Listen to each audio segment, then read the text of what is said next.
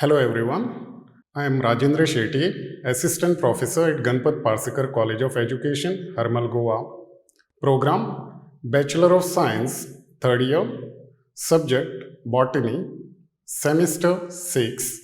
Paper code BOC 108. Paper title Cytogenetics and Plant Breeding. Title of the unit Cell Cycle. Module name Mitosis and its significance. Outline Cell cycle, mitosis and its stages, significance of mitosis, learning outcomes, explains the cell cycle, defines mitosis, differentiates between the different stages, understanding the significance of mitosis. Now, first, let's understand what is cell cycle. Cell cycle is the sequence of phases by which actively dividing eukaryotic cell duplicates its genome, increases other cellular content, and eventually divides into two identical daughter cells. Phases of cell cycle. Cell cycle shows two important phases, that is interphase and mitotic phase. In interphase, cell prepares itself for cell division. It is the longest phase and lasts for about 18 to 22 hours. The next phase is mitotic phase or M phase, in which actual cell division occurs. It lasts for about 2 to 6 hours. Stages of interphase. Interphase shows three important phases, starting with G1 phase, followed by S phase, and the last one is G2 phase. In G1 phase, which is also called as gap 1 phase, cell grows in size by actively synthesizing its cellular content, mainly proteins and RNA. This stage lasts for about 10 to 12 hours. The next phase is S phase, also called as synthesis phase. A very important phenomena of replication of DNA occurs in this phase.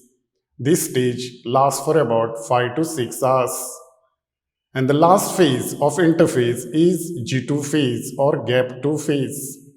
Cell continues to grow in this phase, and this phase lasts for 3 to 4 hours. This phase is followed by mitotic phase or M phase. This M phase shows two important phenomena, that is mitosis and cytokinesis. In mitosis, division of nucleus occurs. Division of nucleus is also called as karyokinesis. Karyon means nucleus, kinesis means division. So at the end of mitosis, two daughter nuclei are formed containing exactly same number of chromosome as that of parent cell.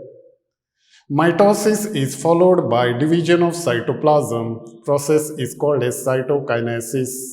So at the end of cytokinesis, genetically identical two daughter cells are formed. This can be clearly seen in the picture that is shown here, wherein parent cell has 2n number of chromosome and the daughter cells, each one of them has 2n number of chromosomes. So qualitatively and quantitatively, two identical daughter cells are formed from the parent cell after M phase completion. Stages of mitosis. Mitosis shows four important phases, that is prophase, metaphase, anaphase, and telophase.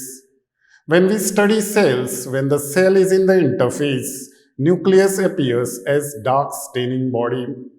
As seen in picture, it shows distinct nuclear envelope and nucleolus.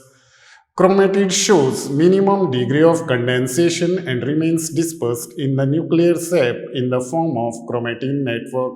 In prophase, condensation of chromatin begins, forming well-defined chromosomes. This you can clearly see in picture number 1. Further separation of sister chromatids occurs, but they remain attached at centromere. This stage is called as dyad stage, which is seen in picture number 2. Nucleolus disintegrates and nuclear membrane begins to break down. At the end, the spindle fibers begin to appear at both the poles. In metaphase, nuclear membrane disappears. Spindle fibers extends from both the poles and gets attached to the centromere of each chromosome. As seen in the picture, all the chromosomes gets aligned at equatorial region with the help of spindle fibers. At the end, centromere of each chromosome divides so that each sister chromatid gets its own centromere. In next phase, that is anaphase, repulsive force develops between daughter centromeres followed by contraction of chromosomal fibers. Two sister chromatids of each chromosome separates and move towards two poles. This is clearly seen in the picture shown here. Each separated chromatid with its own centromere is now called the daughter chromosome. In the last phase, that is telophase, process of reconstruction of nuclei occurs. Chromosomes undergo decondensation. Nuclear membrane is reconstructed and nucleolus reappears.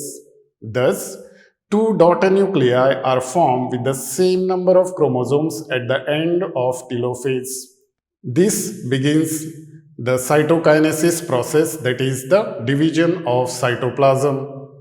The Golgi vesicles which are present in the cytoplasm, they align themselves in the center of the cell to form a tubular structure which is called as phragmoplast. This phragmoplast grows centrifugally by addition of more vesicles at both their ends and eventually they fuses with the cell membrane. The contents of the phragmoplast later on solidify to form the cell plate. Primary cell wall material is formed on both the sides of the cell plate with the help of protoplasm. Thus, on completion of mitotic phase, two identical daughter cells are formed with the same number of chromosomes as that of the mother cell. This you can clearly see in this picture. Significance of mitosis. Mitosis brings about growth and development of organisms. It ensures that genetic constitution in both daughter cells remains same as that of parent cell, qualitatively as well as quantitatively. It helps in replacement of lost cells from the body. These are the references. Thank you.